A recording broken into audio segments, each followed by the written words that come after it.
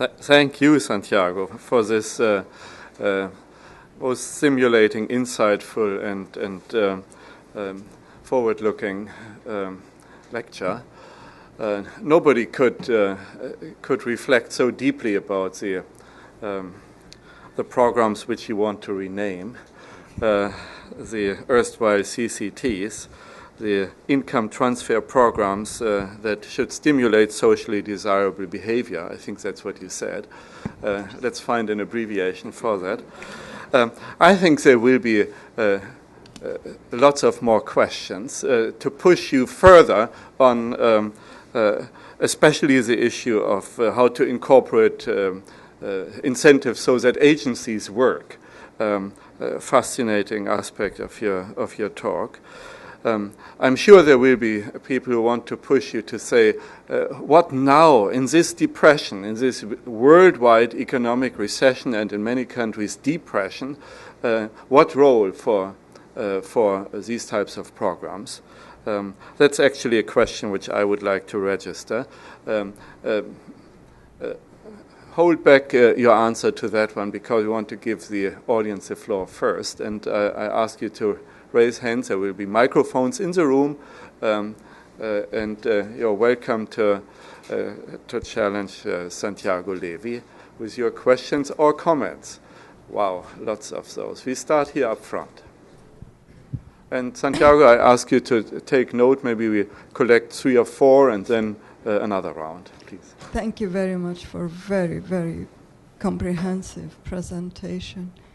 The reason we select women for give them cash in addition to balance the power is because we find out through experience with United Nations and other agencies that when you give money to women, they spend it on the family. If you give money to men, they spend it on themselves, and they might go and marry another woman as well.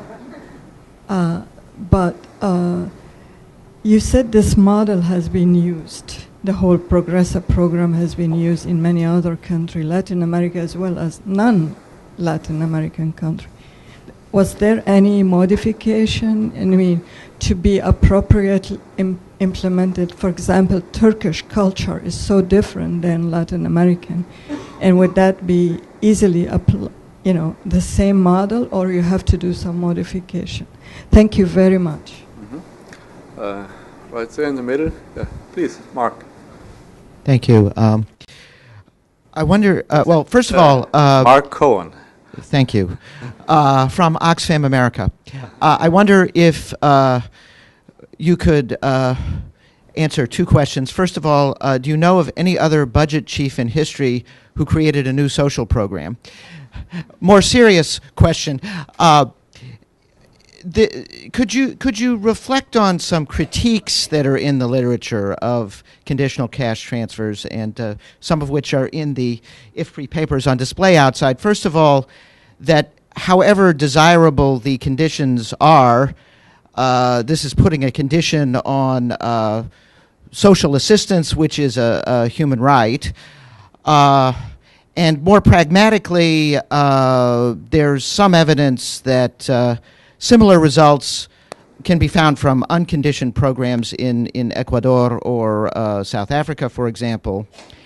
And then third, a gender critique, which is, yes, it's good to put the money in the hands of women, but by having women required to take their kids to the clinics, take their kids to school, go to nutrition education classes, they're also being taken out of the workforce. One of the labor market issues that I think you might have gotten into. So if you could reflect on those criticisms. Thanks. Thank you. Just leave it in the neighborhood. Pass it back. Mark, thank you. Thanks. Thanks very much, Dr. Levy. I'd be curious on... Please introduce yourself. I'm sorry. My name is Steve Anderson from Millennium Challenge Corporation. I'd be curious in your read of the evidence, both from Progressa and other programs, to the extent you can speak to them, on the benefit cost question. It's perhaps an unfair and therefore, a tough question, but I think it's one that economists at least have to think about, if not ultimately, make progress on trying to answer. That is, do the benefits ultimately in financial terms justify the costs, considering very holistically education, health, the entire spectrum of benefits which you've spoken to. And behind you, yeah? Then we take Hi, a break. My name's Ray Galloway. I'm from PATH, and my question was similar, I guess. What was the cost per child or per family per year? I understand it was quite expensive, so transferring this to Africa, for example, might be difficult. The other thing is that you need to have the services there, and that's another question about transferability to other regions. To your right, thank you. And Santiago, then we give you the chance. I'm Regina Bierner. Thank you for a very interesting presentation. Being in charge of IFPRI's research program on governance, I was particularly intrigued by your views on the incentives for the agencies. And I was wondering whether you could share some thoughts on how such incentives should look like and how they relate to political economy, because it appears from our research what is really needed is a political interest in the outcome of the program, not in having the program, but in the outcome to create such incentives. And it would be good to have your views on that question. Thank you. Okay, please hold your questions. We come back to you. Santiago, it's quite a plate, but I know you can take a lot.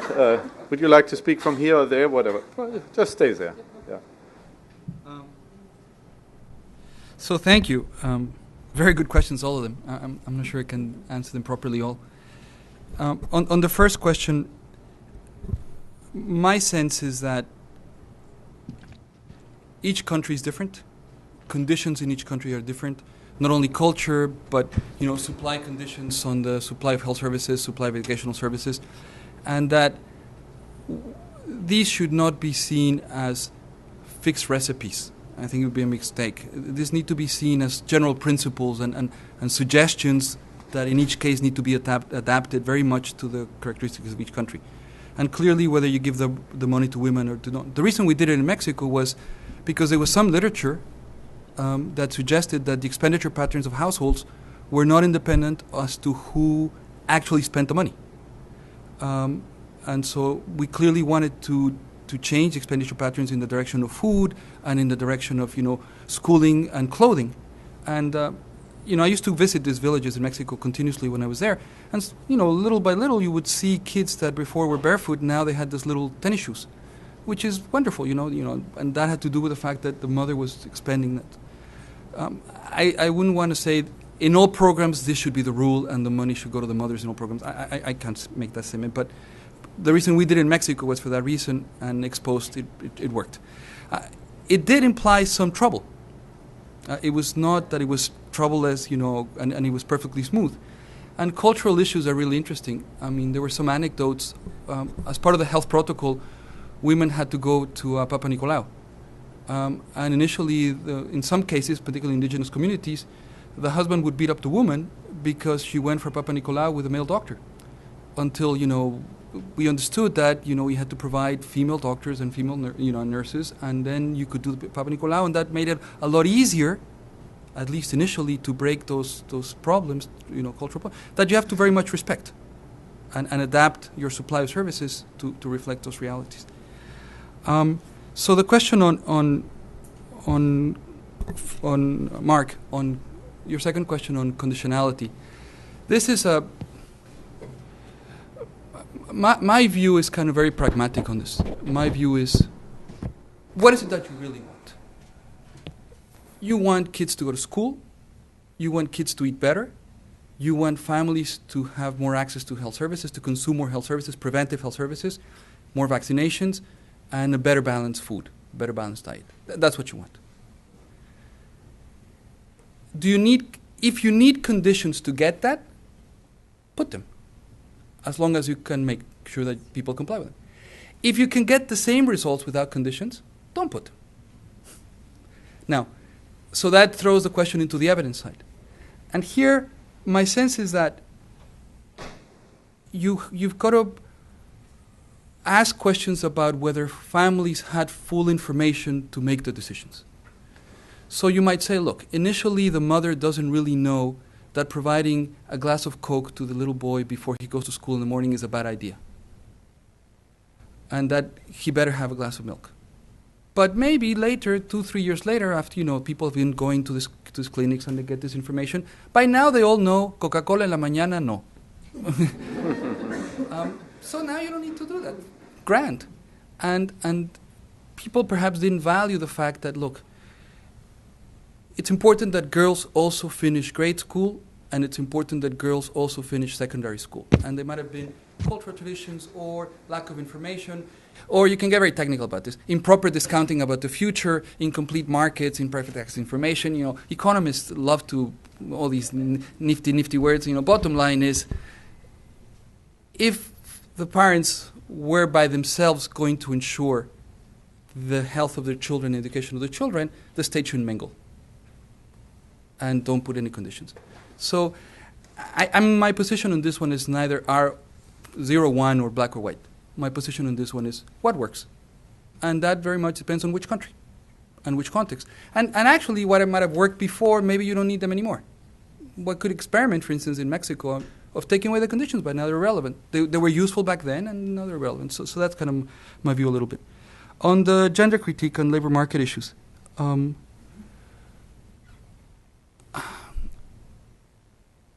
I think what these programs do is they do change the balance of power within the household. And the evidence, and Michelle Datus here, I'm reading her paper, so maybe she should explain herself, but it really, the sense that they have some control over spending power, about some income generated by some activity for which she was responsible, particularly in very poor communities, rural communities that were isolated with a long tradition of women being held in the household and all that, matters and actually gives them a sense of empowerment, and it's less of a tax than we would think of looking at from the outside. Now, that said, there's clearly a dot that could be done to minimize the size of the tax if it's potentially a tax, which is, make sure that the services work on Saturdays, the health services work on Saturdays, and make sure that the schedules, like there's nothing by now that impedes programming people. Say, look, your health visit is Saturday from 9 to 9:30 and from 9:30 to 10, and don't make them wait 10 hours out there. Their time is worth it. But it goes back to the agency issues and the programming issues of trying to minimize the things associated with this. So, Steve, on benefit cost. Joaquim conditioned about a year and a half ago, a paper by Jerry Berman to try to do some numbers on that question. I don't know whether you published the paper or not, but what the numbers that Jerry came up with in terms of cost-benefit analysis were very large. In my view,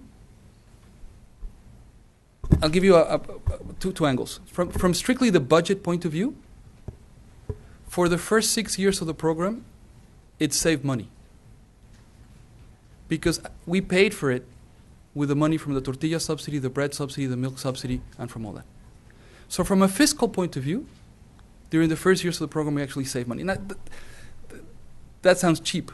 But basically, we stopped wasting money on households that shouldn't be getting these income transfers from the fifth decile distribution upwards. Second observation, the aggregate cost of this program in Mexico is 0.5% of GDP. So it's a half of 1% of GDP. Okay, with a half of 1% of GDP, you can make the first 2 deciles of the distribution increase their average consumption level between 15 and 20%. So the amount of redistribution that is going on is very large. Sadly, with very little money. Sadly, because it reflects an underlying skewedness in income distribution that says just by taking 0.5% of GDP from the 8 deciles at the top of the distribution, just 0.5% of GDP is sufficient to provide the first 2 deciles of distribution with an increase in 15 or 20% of consumption, which says basically we're taking 2% of GDP before the first 2 deciles. So they're extremely effective mechanisms to transfer income to the poor. The more so, the more skewed is the income distribution. Then there's another angle on the cost benefit, which is let me discount the future benefits to society of an additional year of schooling to the boy, an additional year of schooling to the girl. Let me discount the benefits to society of the preventive health measures that I did now instead of the curative health measures that I did before. Those numbers get very speculative, but they're large. Bottom line, it's been, from the social point of view, an extremely profitable investment. So on the cost per child and the condition in Africa, Mexico could do something like this because we were building on and taking advantage of the fact that by and large there was a supply of educational services and a supply of health services already in place. To think of a program of this nature in context in which the supply of educational services and the supply of health services is not there is in my view, not appropriate. And you need to think of different tools. You need to have a more pragmatic, it's kind of, there's not a one answer for everything. Each country is different and what works in that country. Is it high cost or low cost? It depends really on, again, the skewedness of the income distribution within the country and the opportunity cost of the child. How much do you invest per child? We calibrated the numbers in Mexico by trying to do, the numbers were not sort of invented like that. We tried to calculate the opportunity cost of a 12-year-old working in the street as opposed to a 12-year-old going to school. So you're really just compensating the cost of him not working for him to go to school. In places that are even poorer than Mexico, or contexts that are even poorer than Mexico, those opportunity costs in principle would be less, sadly. And then it would be less money. Now, in the program design, you have to incorporate the fact that you need to build up the supply of services and the supply of education and the supply of clinics as part of the program. And I could think of, and I've never been able to do this, but I could think of, a program that says, look, we'll provide you with some income transfer immediately because we want to raise your consumption right away. That's a social objective. But there will be an additional income transfer once the school is put into place, so that you generate the political economy incentives in the community to go bug the municipal president or to go bug the governor or the powers that be to put the school. And the same for the health clinic. And you can sort of escalate the incentives to do something like that. Finally, the incentives for agencies on the political economy. And this is an extremely difficult question. I used to think that information was enough. I'm less optimistic now. I used to think that transparency, accountability, and access to information was enough.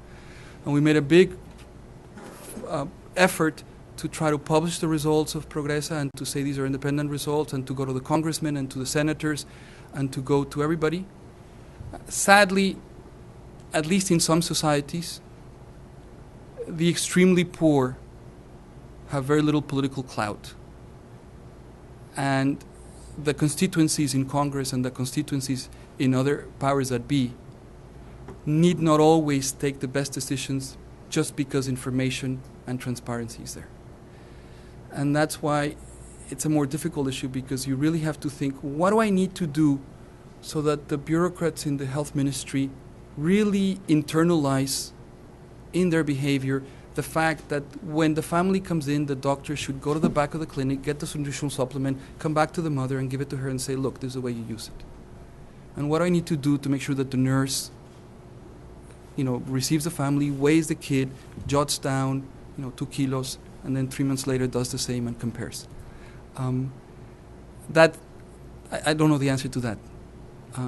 But I don't think just reporting results, reporting the problem, transparency, accountability, at least in some societies, I don't speak generally, will not solve the problem.